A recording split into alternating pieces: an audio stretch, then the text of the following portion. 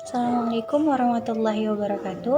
Perkenalkan, saya Zeni Angelia dari Prodi D3 Keperawatan tingkat 1 Universitas Muhammad Natsir Bukit Tinggi. Pada kesempatan ini, saya akan menjelaskan beberapa materi mengenai pendidikan kewarganegaraan, identitas nasional, dan integrasi nasional dengan beberapa subtopik seperti konsep, urgensi, landasan historis, sosiologis dan yuridis, serta dinamika dan tantangan dari topik-topik tersebut.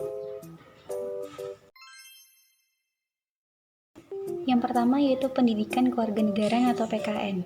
PKN adalah sebuah konsep pendidikan yang bertujuan untuk membekali warga negara dengan pengetahuan, keterampilan, dan nilai-nilai yang diperlukan untuk berpartisipasi secara aktif dan bertanggung jawab dalam kehidupan bermasyarakat, berbangsa, dan bernegara.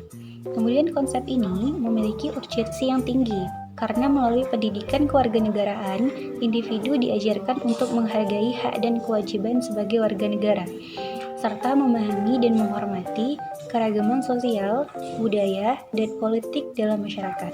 Nah, kemudian landasan historis dari pendidikan kewarganegaraan di Indonesia dapat ditelusuri kembali ke masa perjuangan kemerdekaan, di mana semangat kebangsaan dan patriotisme menjadi fondasi penting dalam membangun identitas nasional.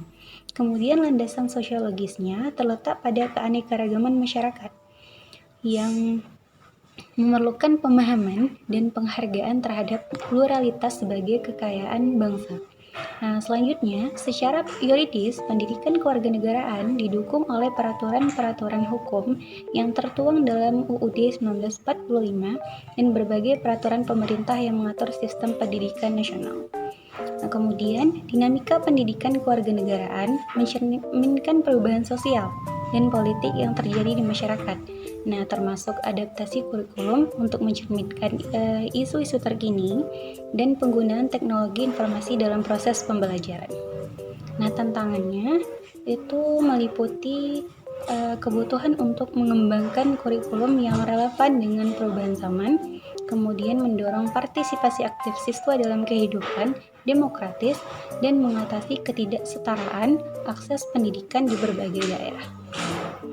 Nah, sebagai contoh, penerapan dari pendidikan kewarganegaraan ini itu dalam kehidupan sehari-hari kita dapat melihat pada upacara bendera di sekolah-sekolah yang mengajarkan siswa untuk menghormati simbol negara dan menghargai nilai-nilai kebangsaan.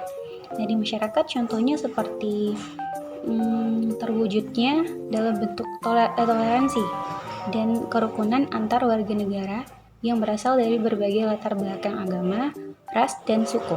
Kemudian pendidikan kewarganegaraan ini juga mengajarkan pentingnya berpartisipasi dalam proses demokrasi. Nah, seperti penggunaan hak pilih dalam pemilu. Yang kedua yaitu identitas nasional. Nah, identitas nasional ini merupakan ciri khas yang dimiliki suatu bangsa yang membedakan bangsa tersebut dari bangsa lain. Nah, konsep ini penting karena menjadi dasar bagi pembentukan karakter dan kebanggaan nasional, serta mempengaruhi cara bangsa tersebut berinteraksi dengan dunia. Kemudian urgensi identitas nasional ini terletak pada kebutuhan untuk mempertahankan keunikan budaya dan nilai-nilai suatu bangsa di tengah arus globalisasi yang dapat mengikis keberagaman budaya. Identitas nasional juga penting untuk memperkuat solidaritas dan kesatuan di dalam negeri, serta meningkatkan pengakuan dan rasa hormat dari bangsa lain. Kemudian, landasan historis dari identitas nasional ini dapat dilihat dari peristiwa-peristiwa penting yang membentuk bangsa seperti masa kebangkitan nasional yang dimulai pada tahun 1908 yang menandai kesadaran kolektif untuk membebaskan diri dari penjajahan dan membangun bangsa yang merdeka. Nah, landasan sosiologisnya itu berkaitan dengan keragaman sosial dan budaya yang ada di Indonesia. Nah, yang mencakup lebih dari 700 suku bangsa dan berbagai tradisi serta bahasa daerah. Nah, keragaman ini menjadi kekayaan yang memperkaya identitas nasional Indonesia. Selanjutnya yaitu landasan yuridis dari identitas nasional. Itu tertuang dalam UUD 1945 dan berbagai peraturan lainnya yang mengatur simbol-simbol negara seperti bendera, bahasa, dan lambang negara, serta lagu kebangsaan. Kemudian, identitas nasional ini juga memiliki dinamika, itu yang terjadi karena adanya perubahan sosial politik dan budaya yang terjadi secara terus-menerus. Di era globalisasi ini, tantangannya seperti pengaruh budaya asing yang masif yang dapat mengikis nilai-nilai lokal dan nasional. Kemudian, tantangan lainnya itu dapat berupa upaya mempertahankan nilai-nilai luhur dan keunikan budaya di tengah arus globalisasi, serta mengatasi perpecahan dan konflik yang muncul akibat perbedaan etnis, agama, atau kepentingan politik. Selanjutnya yaitu contoh dari penerapan identitas nasional ini antara lain adalah ya Pancasila sebagai dasar fisiologis negara, bahasa Indonesia sebagai bahasa persatuan, bendera merah putih, kemudian lambang Garuda Pancasila, dan lagu kebangsaan Indonesia Raya yang semuanya merupakan simbol yang menggambarkan keberagaman dan kesatuan bangsa Indonesia. Yang ketiga yaitu integrasi nasional. Nah, integrasi nasional ini merupakan proses yang sangat penting dalam membangun dan memelihara kesatuan dan keberagaman suatu bangsa. Konsep ini mencakup upaya untuk menyatukan berbagai elemen masyarakat menjadi satu kesatuan yang harmonis dengan mengatasi perbedaan etnis, budaya, agama, dan bahasa. Kemudian urgensi dari integrasi nasional ini terlihat dalam konteks Indonesia, sebuah negara yang kaya akan keragaman. Nah, pentingnya integrasi nasional terletak pada kebutuhan untuk memperkuat persatuan dan kesatuan bangsa, mempromosikan stabilitas politik dan ekonomi, serta membangun identitas nasional yang kuat di tengah globalisasi dan tantangan modern. Kemudian landasan historis dari integrasi nasional itu dapat ditelusuri kembali ke masa kerajaan-kerajaan Nusantara. Nah, seperti Majapahit yang telah menunjukkan bentuk awal dari integrasi wilayah dan budaya. Kemudian ada di era kolonial juga memberikan pengalaman bersama dalam perjuangan melawan penjajahan yang menjadi dasar dari semangat persatuan pasca kemerdekaan. Landasan sosiologisnya itu mengacu pada keragaman sosial dan budaya Indonesia yang mencakup lebih dari 300 suku dan berbagai tradisi serta bahasa daerah. Nah, integrasi nasional ini bertujuan untuk menciptakan keselarasan fungsi dari keberagaman ini. Nah, di mana mengajarkan kerjasama antar kelompok dan masyarakat. Kemudian landasan yuridisnya itu tertuang dalam konstitusi negara, yaitu pada Undang-Undang Dasar 1945, kemudian peraturan lainnya. Selanjutnya yaitu dinamika integrasi nasional yang mencerminkan perubahan sosial, politik, dan budaya yang terjadi di masyarakat.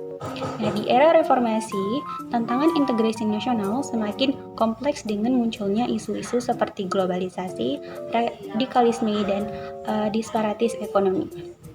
Kemudian tantangan integrasi nasional ini meliputi isu separatisme, konflik sosial, ketimpangan ekonomi, dan perbedaan budaya dan agama yang kompleks. Tantangan ini memerlukan strategi yang efektif untuk memperkuat ikatan antar kelompok masyarakat dan memelihara kesatuan bangsa.